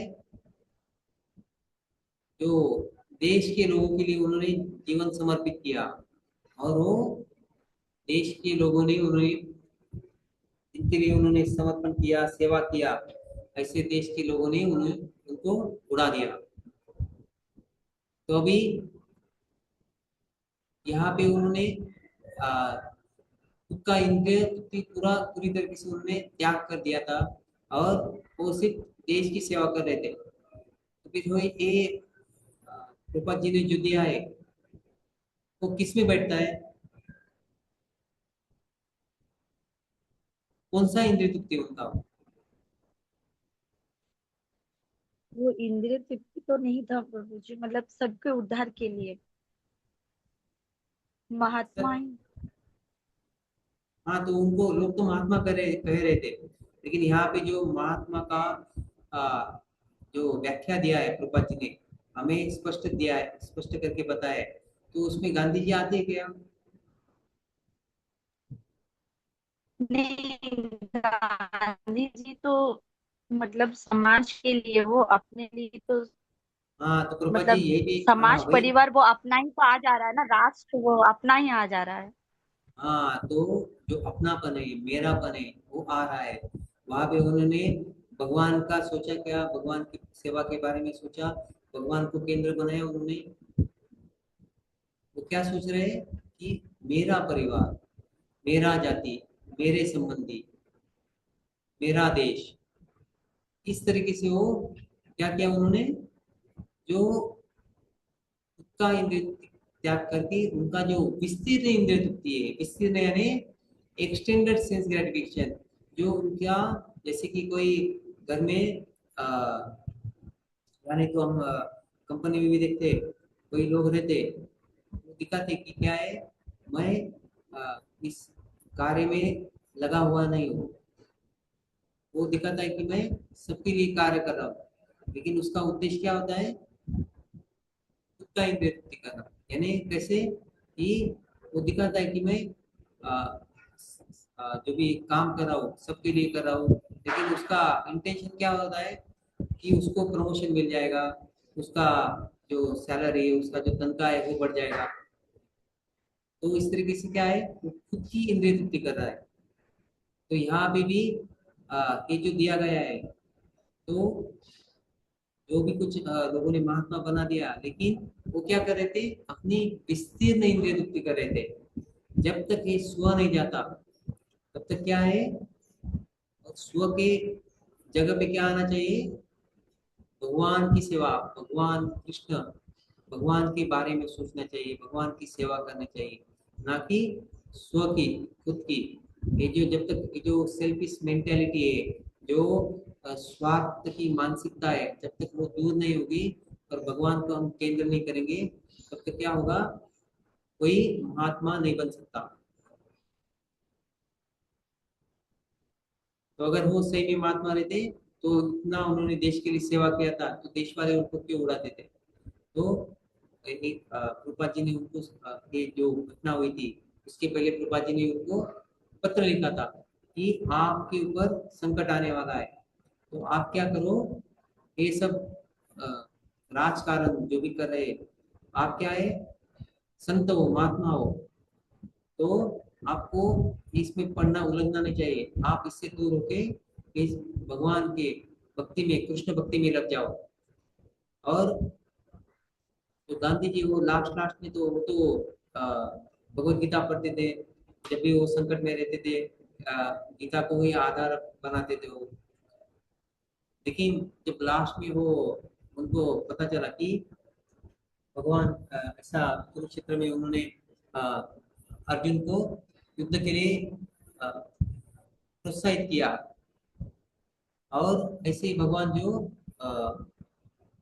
उन्होंने वृंदावन में गोपियों के साथ रास लीला किया, तो क्या बोले कि मैं ये जो भगवत गीता के कृष्ण है उनको मानता हूँ, लेकिन वृंदावन के कृष्ण को मैं मानता नहीं, क्योंकि वो जो दूसरे सेवक के साथ ऐसा अशुभ कार्य करे थे, उनके साथ ऐसे वो गलत व्यवहार कर रहे थे। तो उन्होंने ठीक तरह से क्या है, ना भगवत गीता पढ़ा था, ना उसको समझा था, ना भक्तों के संग में थे, ना वो किसी गुरु परंपरा में उनका जो जो भी उन्होंने उनके जो सिद्धांत थे, जो भी उनका जो तत्व ज्ञान था, वो क्या था, प्रॉपर नहीं था, यानी ठीक तरीके से योग्य तत्व ज्ञान उनको ना वो मिला था, ना उन्होंने वो के मन से ही, यानी के अलग अलग उन्होंने विचार बना के उस तरीके से उन्होंने वो तत्व ज्ञान अलग अलग जगह से जैसे कि ज्यादातर उनके ऊपर जो पाश्चात्य तत्ववेत्ता है, फिलोसोफर से, उनका उनके ऊपर प्रभाव था। अभी पाश्चात्य देश का जो परिस्थिति है, वहाँ का जो अलग अलग क्या है वातावरण, वो और इधर भारत का, वो हम कंपेयर नहीं कर सकते। अभी भी देखो, हम पाश्चात्य देश का जो अंधा अनुकरण करें, उससे क्या हो रहा है, हमारा जो संस्कृति है वो नष्ट हो रहा है, और हम जैसे उधर वो लोग अभी ऐसे हालत में उन्हें वो जो भोग भोग रहे, अलग अलग गंदे कार्य करे, उसका उनको परिणाम मिल रहा है, और वो उन चीजों से छूट के भारत की ओर एक जो भी भारत से साधु आते, स्वामी आते, उनसे वो मार्गदर्शन ले रहे हैं। इसलिए प्रभुपाद जी वहां पे जाके उन्होंने इतना हरे कृष्ण आंदोलन बड़ा किया। तो लेकिन हम क्या करें, उन्हीं लोगों का अंधानुकरण करके उन लोगों को हम क्या करें, उनके पीछे पीछे जा रहे हैं। तो ऐसे ही उस समय में जो भी बहुत सारे राजकारणी लोग थे, बड़े बड़े नेता थे, उनके ऊपर ये वहाँ के जो अ, राजकारणी, उधर के जो तत्ववेत्ता थे, उनका उनके ऊपर प्रभाव था। उसी प्रभाव में उन्होंने उनके जो विचार थे वो प्रकट कर रहे थे। तो लेकिन उन विचारों को इस इन भगवत गीता का, नहीं तो अपनी जो वैदिक शास्त्र है, नहीं तो जो भगवान जो अ, मार्गदर्शन कर रहे हैं साधुओं के द्वारा, संतों के द्वारा, आचार्य गुरु परंपरा के द्वारा, वो वो आधार नहीं था उनका। तो इसलिए प्रभुपाद जी के अनुसार, इस कथन के अनुसार हम देख सकते हैं कि लोगों ने तो उनको महात्मा बना दिया, लेकिन उन्हीं लोगों ने उनको उड़ा दिया। तो इस कल्पना में, इस व्याख्या में, इस जो कल्पना नहीं, उसकी जो व्याख्या है शास्त्रों के आधार पे जो प्रभुपाद जी बता रहे हैं, उसमें वो बैठते नहीं। तो ये जो प्रभुपाद जी यहाँ पे इंद्रिय तृप्ति कैसी विस्तीर्ण इंद्रिय तृप्ति रहती है, उसका प्रभुपाद जी ने ये विस्तार रूप से यहाँ पे बताया है, और बताया कि कौन महात्मा है और कौन दुरात्मा है।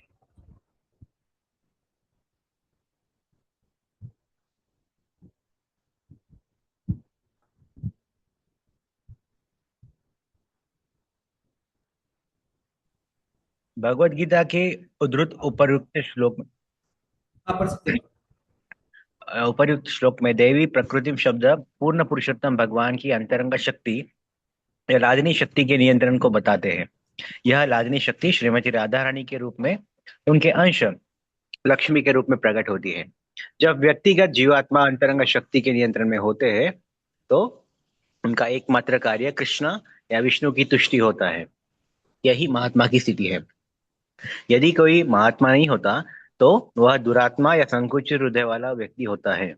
ऐसे मानसिक रूप से पंगु दुरात्माओं को भगवान की बहिरंग शक्ति महामाया के नियंत्रण में रखा जाता है।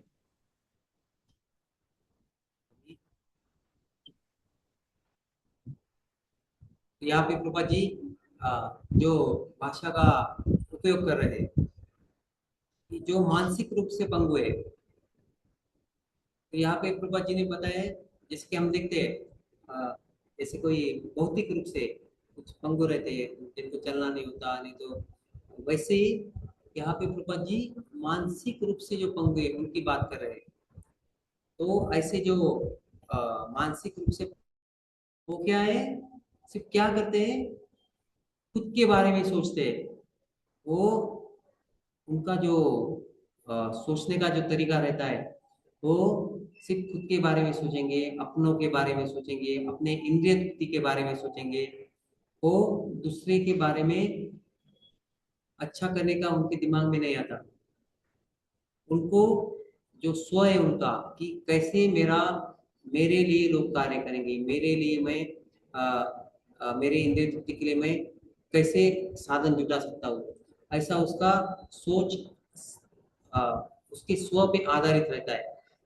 और ऐसे लोग जो मानसिक रूप से पंगु रहते हैं वो क्या है, दूसरे लोगों को अच्छी तरह मार्गदर्शन नहीं कर सकते।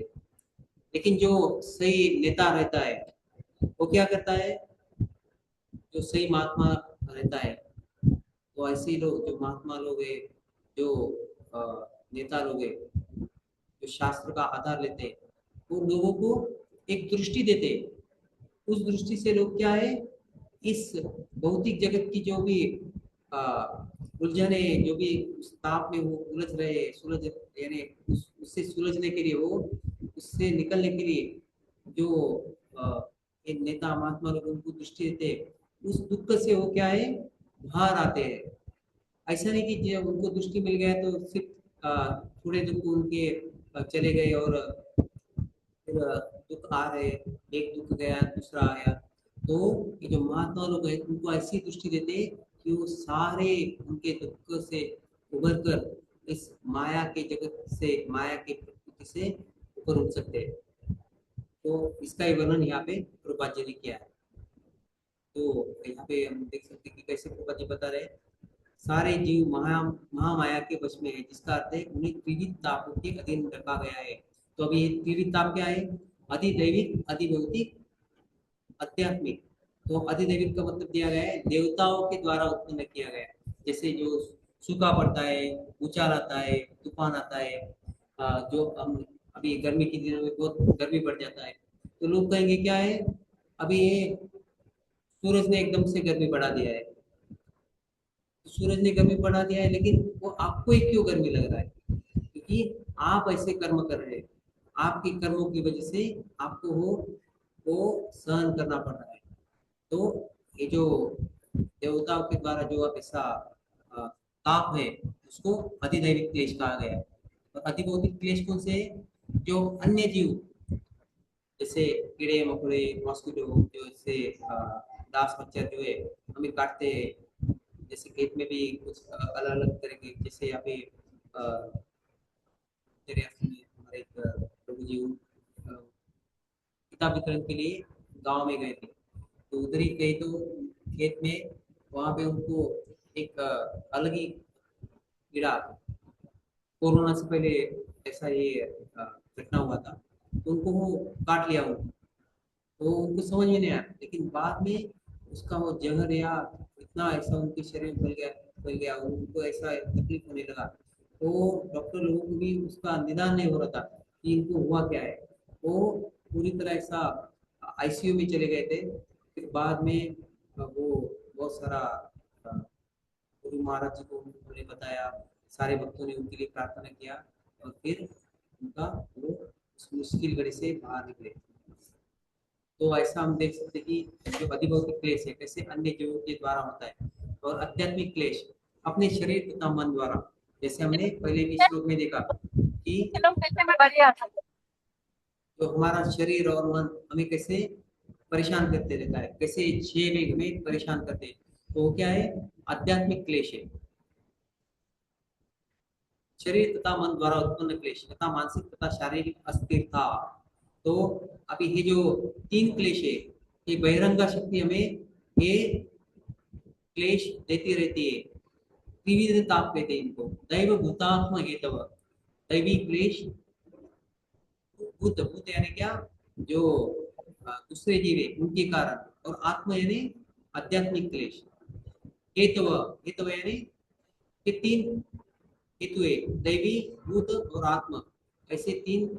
इससे हमें बहिरंगा शक्ति इन जीवों को, भौतिक जीवों को क्लेश देती रहती है, नियंत्रित करती रहती है, उनसे कार्य करवाती है, अनेक कठिनाइयों को ऐसे ही उठाना पड़ता है। तो अभी ये जो माया है, जैसे कि हम देखते हैं किसी डॉक्टर के पास जाते हैं तो क्या है, किसी व्यक्ति को इंजेक्शन लगाता है।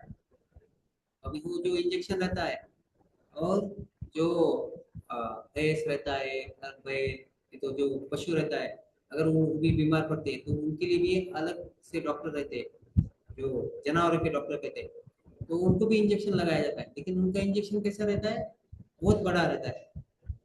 और वो व्यक्ति को लगाया जाएगा तो और भी वो क्या हो जाएगा, बीमार हो जाएगा, उसका तबीयत बिगड़ जाएगा। लेकिन ये जो माया है, जो बहिरंगा शक्ति है, उसके पास क्या है, बहुत बड़ा इंजेक्शन है। और वो जो, जैसे कि हम काली देवी का जो मूर्ति देखते हैं, उनके हाथ में क्या रहता है, त्रिशूल रहता है। वो 6-7 फुट लंबा होगा ऐसा, तो उसके आगे जो 3 टोक रहते हैं, तो वही 3 क्लेश है, वो उन त्रिशूल से इस भौतिक जगत के जो जीव है उनको वो त्रिशूल से सताती रहती है, कार्य करने के लिए बाध्य करती है। तो मुझे आगे पढ़ सकते हैं आप। बद्ध जीवों के समक्ष मुख्य समस्या है बारंबार जन्म, बुढ़ापा, रोग तथा मृत्यु का होना।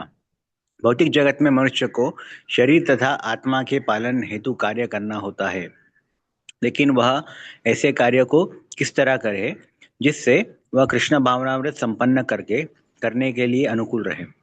हर व्यक्ति को अन्न, वस्त्र, धन तथा शरीर के पालन हेतु अन्य जरूरी वस्तुओं की आवश्यकता होती है, लेकिन उसे अपनी वास्तविक मूल आवश्यकता से अधिक संग्रह नहीं करना चाहिए।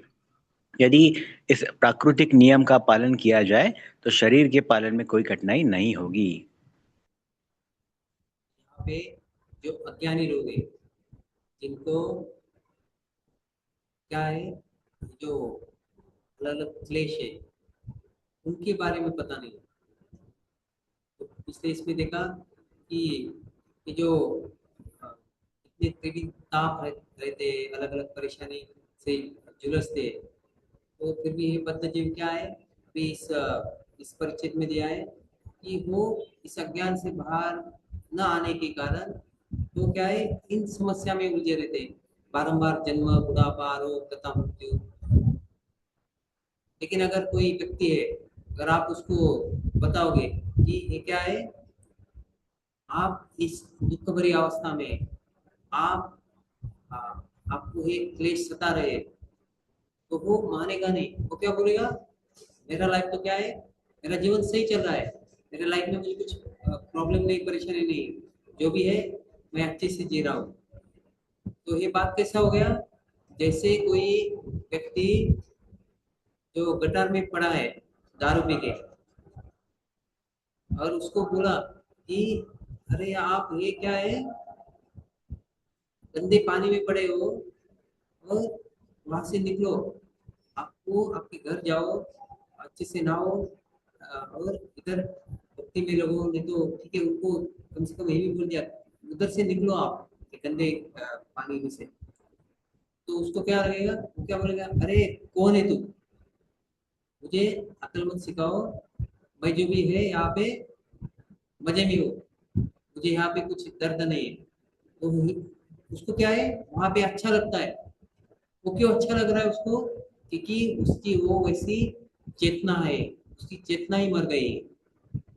लेकिन जो सचेत अवस्था में, अच्छी चेतना में, भगवान की भक्ति में, वो जान सकता है कि इस भौतिक जगत में क्या है, दुख है, दुखालय शाश्वतम, ये जो जगत है दुख से भरा हुआ है। तो इन लोगों को समझाने में क्या है, समझ के भी वो समझ नहीं सकते क्योंकि वो अज्ञान में है। उनकी चेतना क्या है, बधिर हो गई, यानी वो मृत हो गई। तो इसलिए प्रभुपाद जी आगे दे रहे हैं कि इन बद्ध जीवों को, ये जो बार बार इस जंगल में फंस गए, जन्म बुढ़ापा मृत्यु के जंगल में, भौतिक जगत में मनुष्य को शरीर तथा आत्मा के पालन हेतु कार्य करना होता है। लेकिन वह ऐसे कार्य को किस तरह करे जिससे वह कृष्ण भावनामृत संपन्न करने के लिए अनुकूल रहे। तो यहाँ पे प्रभुपाद जी देखते हैं लास्ट में इसी परिच्छेद में प्रभुपाद जी ये जो हमने जो श्लोक देख रहे हैं उस पॉइंट पे आ जाते हैं। तो इसी पैराग्राफ से, इसी परिच्छेद से ये जो 6 कार्य जो हमारे भक्ति के लिए प्रतिकूल है, अनुकूल नहीं है, इन कार्यों के बारे में प्रभुपाद जी यहाँ पे चर्चा करते हैं। और यही से प्रभुपाद जी जो अत्याहार है, अत्याहार क्या है, क्यों नहीं करना चाहिए, इसके लिए वो ये पहले 4 परिच्छेद में उन्होंने एक पार्श्वभूमि बनाया था, एक बैकग्राउंड बनाया था। और आगे प्रभुपाद जी यही कह रहे हैं कि भौतिक जगत में मनुष्य को शरीर तथा आत्मा के पालन हेतु कार्य करना होता है। दोनों के लिए बताया, कार्य किसके करना है भौतिक जगत में, शरीर के लिए भी और आत्मा के लिए भी। लेकिन वह ऐसे कार्य को किस तरह करे जिससे वह कृष्ण भावनामृत संपन्न करने के लिए अनुकूल रहे। जैसे भी पहले भी बताया था हमने कि हमने ऐसे कार्य करना होगा जो क्या है, भक्ति के लिए, कृष्ण भावनामृत के लिए अनुकूल हो। हर व्यक्ति को अन्न, वस्त्र, धन तथा शरीर के पालन हेतु अन्य जरूरी वस्तुओं की आवश्यकता होती है। साधारणतः हम देखते हैं मनुष्य को सबसे आवश्यकता इन 3 चीजों की रहती है, अन्न, वस्त्र तथा धन। लेकिन उसे अपनी वास्तविक मूल आवश्यकता से अधिक संग्रह नहीं करना चाहिए। तो ये जो आवश्यकता है वो तो जरूरी है, लेकिन मात्रा से भी, जितनी आवश्यकता है उससे भी अधिक संग्रह क्या है, वो ठीक नहीं है, उसे वो करना नहीं चाहिए। यदि इस प्राकृतिक नियम का पालन किया जाए तो शरीर के पालन में कोई कठिनाई नहीं होगी। तो ये प्रभुपाद जी यहाँ बोले कि ये जो जितना आवश्यकता है अगर उतना ही हम संग्रह करेंगे, 3 चीजों का, अन्न, वस्त्र तथा धन, जो भी शरीर पालन के लिए आवश्यक है, तो हमसे क्या होगा, अत्याहार नहीं होगा, अति आहार नहीं होगा। अति आहार यानी सिर्फ खाने की बात नहीं कर रहे, अन्न, वस्त्र तथा धन, यहाँ पे 3 ये चीजें दिया गया है। तो यहाँ से प्रभुपाद जी जो अत्याहार है वो क्यों नहीं करना चाहिए और कैसे, कौन से कर्म हमने करने चाहिए, किस तरीके से करना चाहिए, और उसके लिए ये जो अत्याहार है ये कैसे बाधक हो सकता है, कैसे बाधा ला सकता है, और ये अत्याहार क्या है, इसके बारे में प्रभुपाद जी आगे से चर्चा करेंगे। तो अभी यहाँ पे हम क्लास को क्या करेंगे, यहाँ पे विराम देंगे और अगले सत्र में हम देखेंगे कि प्रभुपाद जी अलग अलग जो अत्याहार, प्रयास, प्रजल्प, नियमाग्रह, ये जो अलग अलग जो 6 कार्य है जो भक्ति नष्ट करती है, विनाश करती है, ऐसे कार्य प्रभुपाद जी विस्तृत यानी विस्तार रूप से प्रभुपाद जी हमें बताएंगे और उसके ऊपर हम अगले सत्र में चर्चा करेंगे। तो आपके पास अभी 2 मिनट है, तो 2-5 मिनट में आपको जो भी हमारा सत्र हुआ अभी का, इसके ऊपर आप कुछ पूछ सकते हैं। और इसके बाद जिसको जाना है वो ऑफिशियल यानी अपना